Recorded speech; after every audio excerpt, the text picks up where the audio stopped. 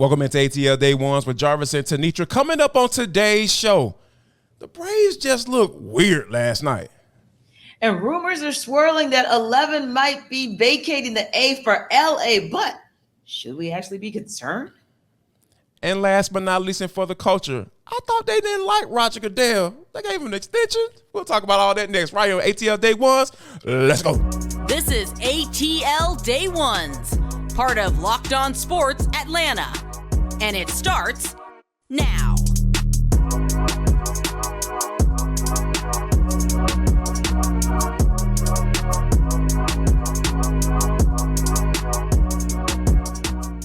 I want to say thank you for making ATL Day Ones your first listen of the day. Remember, we are free and available wherever you download your podcast. And wherever you download your podcast, make sure that you leave us a 5-star review. Really appreciate that from you in advance. ATL Day Ones is part of the Locked On Podcast Network, your team every day. Hey, T, the Braves didn't do what we told them to do last night. They lost 8-1. And when you think about Bobby Miller and taking advantage of that, the young pup, they didn't do that. And Spencer Strider being on the mound, he wasn't a movie. He was a short film or independent film, whichever how you want to refer to it as. And they just didn't get the job done, T. And when you think about what the injuries in Kyle Wright and Max Fried and what the Braves have been able to do from a standpoint is jumping on teams early. They didn't do either of those things last night. Are you starting to get concerned? Yeah, a little bit. That was troubling for me to see that lack of run production. Right. So, yeah, Spencer Strider, he had those moments, obviously. But actually, there were a couple other things that bothered me as well, one of which was I never like to see when the Braves have defensive miscues. And we were just talking about Matt Olson in yesterday's episode and having FOMO about Freddie Freeman. And we were talking about having FOMO at the plate. When you do something like that, that makes me have FOMO at first base, because that's the kind of thing when you give up 2 unearned runs and you give them up when your team isn't scoring, every little bit counts, because Jarvis, it felt like a pylon. It felt like, from the bottom of the first inning on, it just felt like everything that the Braves did, whether it was Spencer Strider giving something up to the disrespectful Hayward brother.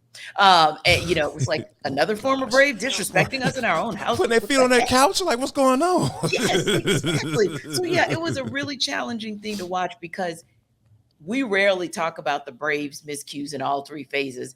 And not for Spencer Strider's entire outing, but a part of his outing. And then Colin McHugh's and Michael Tonkin's outing, all of those things combined, that's how you get 8-1. And I don't like it. And it did trouble me. But I will say this, Mike Soroka striking out 8 in his AAA appearance, that gave me hope. That was the good part of yesterday.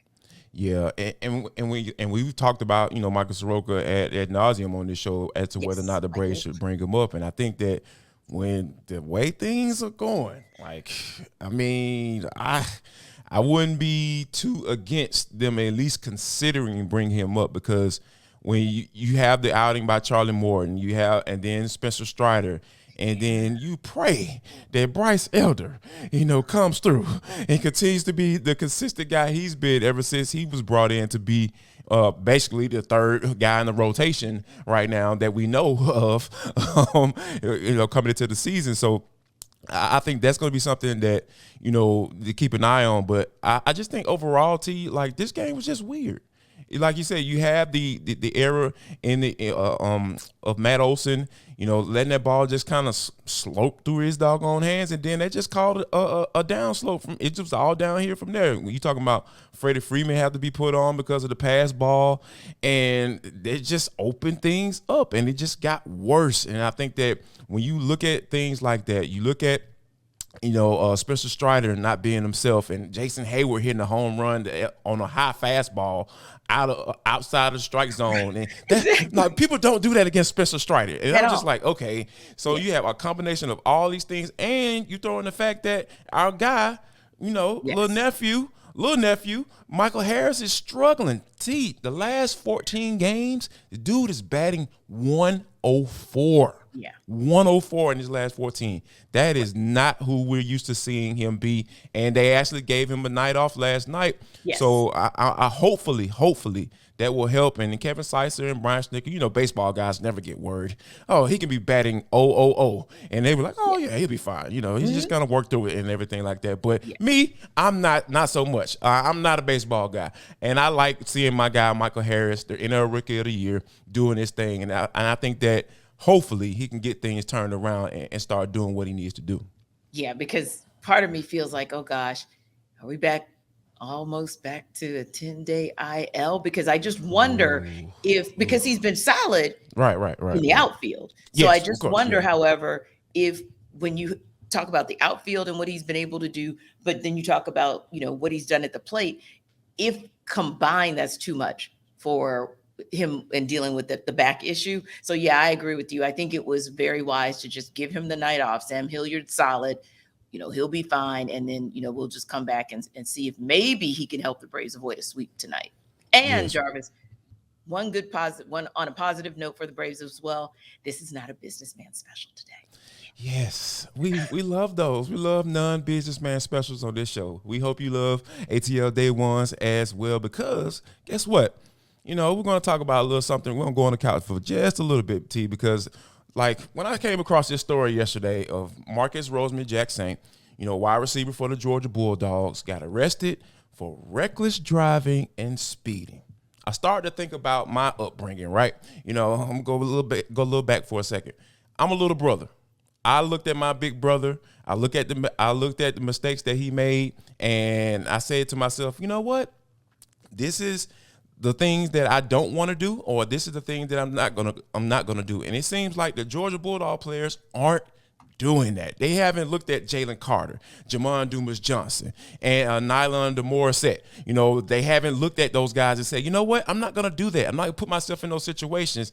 And it seems like, what can Kirby Smart do in these particular situations?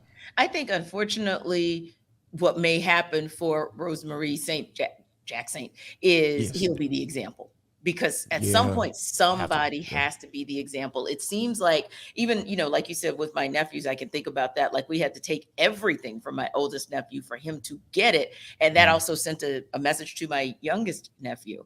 That's what I think it's going to take. Somebody has to be the example to say, we will have a zero tolerance policy. And if you don't believe me, just look at me taking one of our key wide receivers and saying, either you're suspended for a game or two, half a season, or you're just out of this program, period. I hate that it would come to that, because I hate to see a guy not have that opportunity to play ball and to get an education. But at some point, Kirby Smart may have to do that.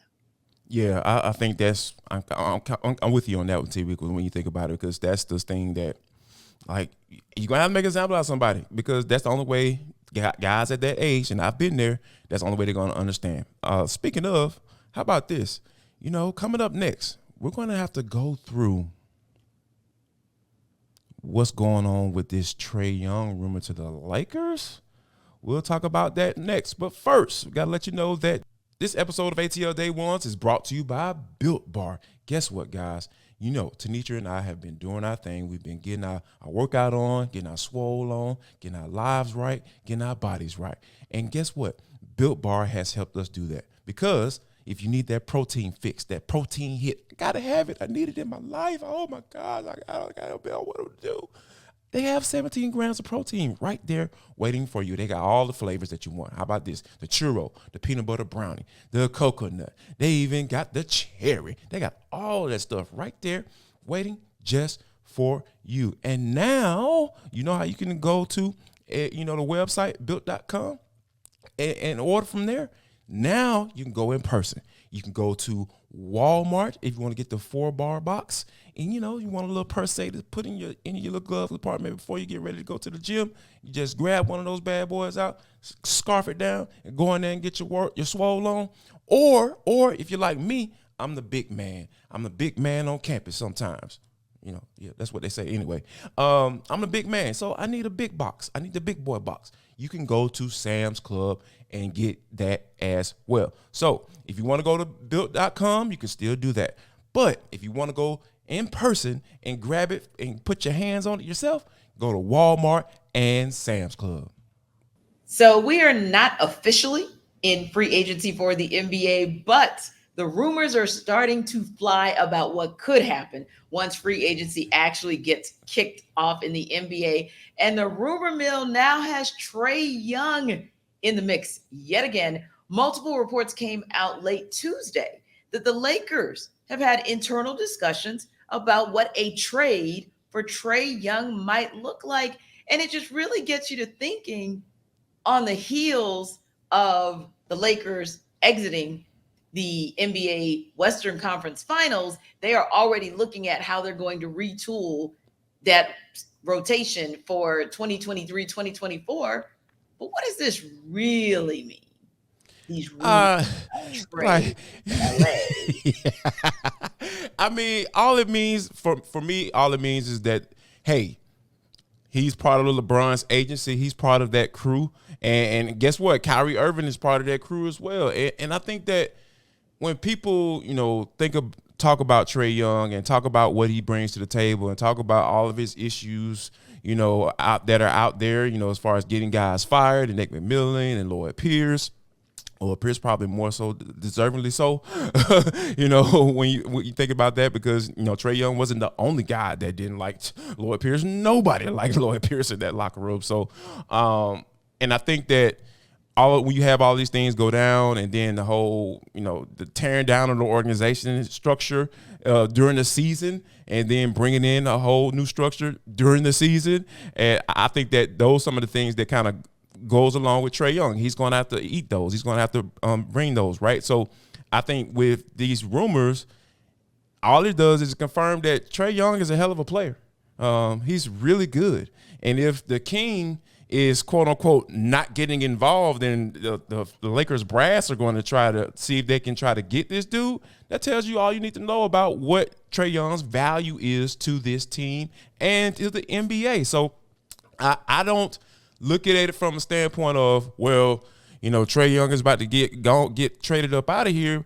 But I do look at it from a standpoint of the Hawks need to understand who they have, and they need to figure out how to make this thing work with this dude, number 11, at the helm.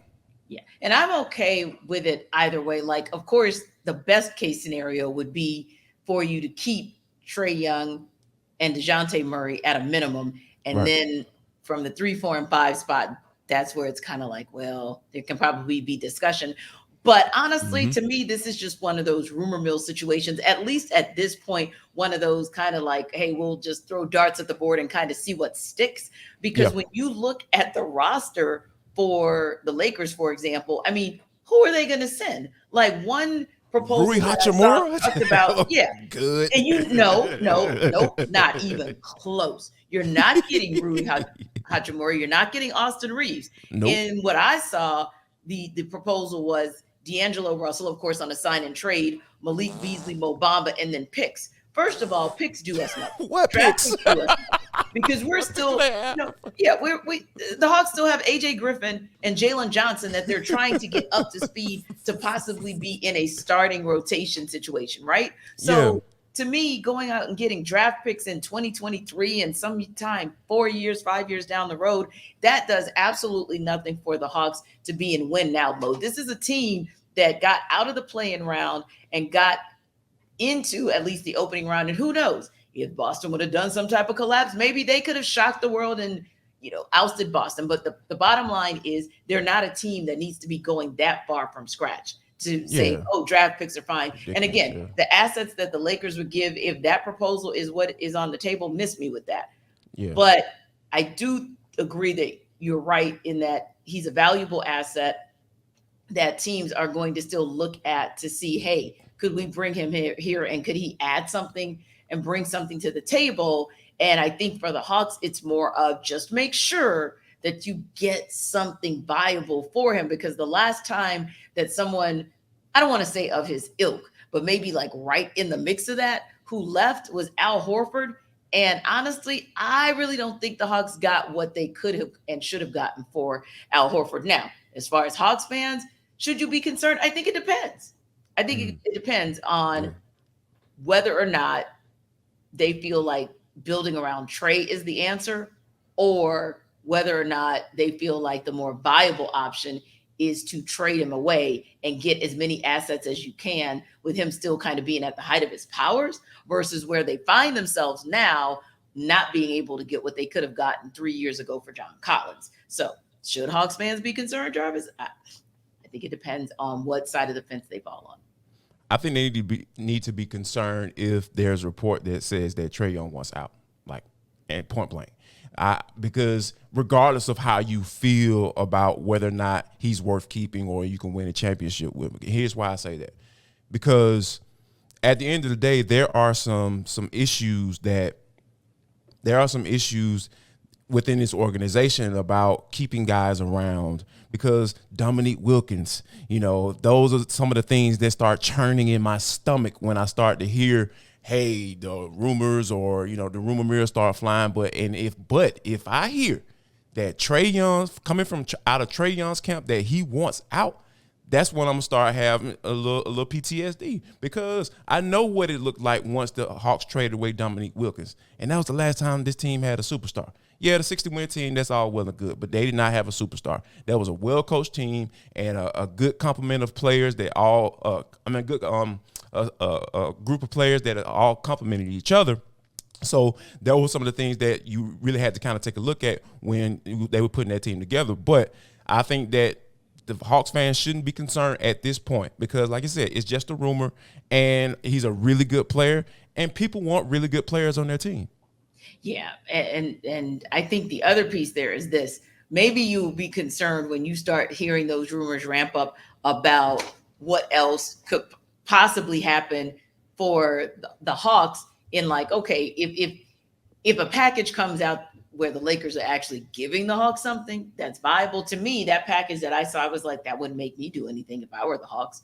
But if they start talking about, okay, all right, okay, exactly. Like, you can't have Rui. Like, that won't happen. Yeah. But did you guys want to talk about maybe Austin Reeves?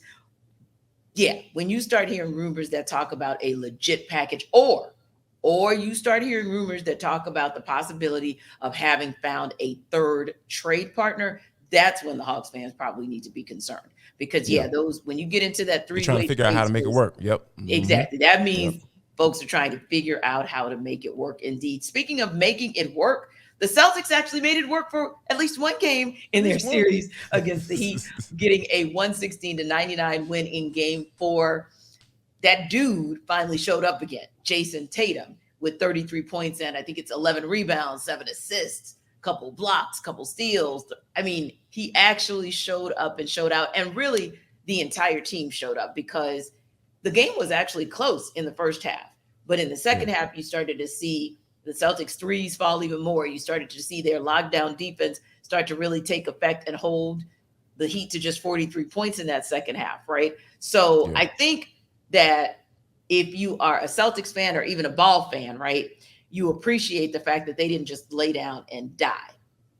But on the same token, I feel like I saw more out of the Lakers' loss against the Nuggets than I saw out of the Celtics' win against the Heat, because I don't think it really means anything unless you're going to do something that has never, ever been done in the history of the NBA, and that's come back from an 0-3 deficit. I don't see it happening, because like the Celtics have shown us who they are. And they are an inconsistent, talented team, and that is the worst type of team that you could be. We understand why the Hawks lost the series to the Boston Celtics, because they were just better than them. Yeah. And that in the moments that the Celtics needed to be better than them, they were. You know what I'm saying? And they just aren't equipped, I think, mentally and from a coaching standpoint to be able to pull this off, because Jason Tatum has to be the guy, and he has to understand that he has to be the guy for 4 quarters. If LeBron James can do what he did in that Game 4 to at least try to will his team to a win, Tatum needs to have that same mindset for the next 3 games. So, I don't see that happening. I see that, this Celtics team is going to lead to some changes, and you already know what I'm pumping, T. Like, bring Jaylen Brown home. Yeah, I'm going to be selfish. I don't care. All NBA fans, you Celtics fans, I don't give a crap. I'm going to be selfish. Yes, I want the demise of the Celtics to happen. I need it to happen right now, because these guys just aren't equipped to beat such a mentally tough and well-coached team like the Miami Heat right now. Yeah, and speaking of that, Eric Spoelstra said post-game, this is what you would have expected. You wouldn't expect a guy like Jason Tatum, an all-NBA team selection, to just lie down and die like all 4 games, especially after a 13-point outing in game 3. Right. But he also said that means that we just have to bring our A game. And when Jimmy Butler says something like that as well, like, I'm not concerned. We know what we need to do.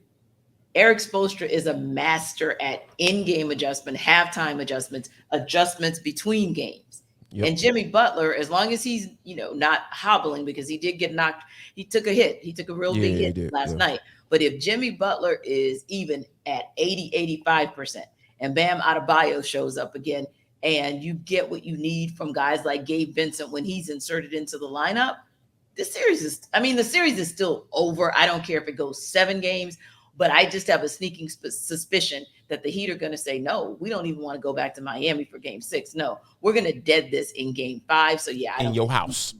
Exactly. In your house. Right. We stomped on you for, the first 2 games, and we're going to just stomp on you again, because what we don't want is to have to deal with that. And I think there's motivation for someone like Jimmy Butler to get the rest that you need to prepare yourself for the Nuggets. Yes, because absolutely. They might be a little rusty in game 1, but they're going to be rested.